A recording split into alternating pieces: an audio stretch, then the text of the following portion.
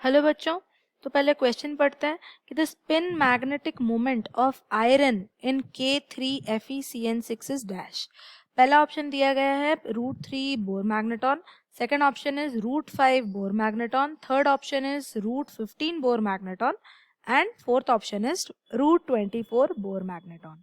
तो इस क्वेश्चन को सॉल्व करने के लिए हमको जो की कॉन्सेप्ट की ज़रूरत है वो ये है कि जो स्पिन मैग्नेटिक मोमेंट होता है उसका कैलकुलेशन कैसे करते हैं। तो स्पिन मैग्नेटिक मोमेंट को एज न्यू रिप्रेजेंट करते हैं और उसका फॉर्मूला ये है कि whole root over of n into n plus 2 और उसका यूनिट होता है बोर मैग्नेटॉन।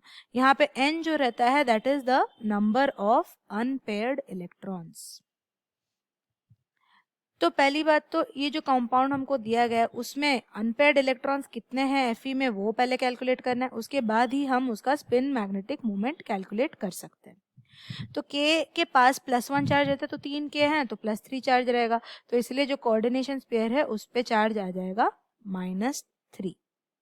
अब क्योंकि -3 आ गया इसलिए Fe का जो ऑक्सीडेशन स्टेट है वो +3 हो गया। अब +3 है तो उसका electronic configuration will become 3d5 4s0।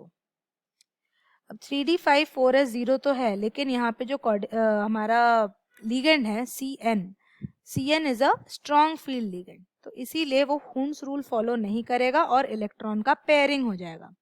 तो अब जब पेयरिंग हो रहा है यानी कि जो 5 इलेक्ट्रॉन है वो ऐसे रह जाएंगे 1 2 3 4 5, और यहाँ पे जो लिगेंड के इलेक्ट्रॉन्स हैं वो ऑक्यूपाई कर लेंगे इनर टू 2 d ऑर्बिटल, एक s और 3 p ऑर्बिटल। तो यानी कि इसका जो हाइब्रिडाइजेशन हो जाएगा वो d2sp3 हो जाएगा।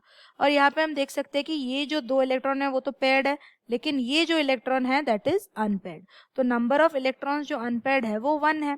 अब n के जगह पे हम 1 डालेंगे और न्यू का वैल्यू निकालेंगे, तो यहाँ पे हो जाएगा mu is equals to root over of 1 into 1 plus 2 यानी कि 1 इंटू 3।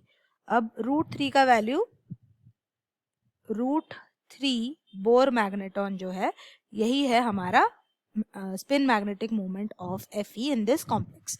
तो हमारा ऑप्शन 1 जो है वो करेक्ट आंसर है। I hope you understand the solution. Thank you.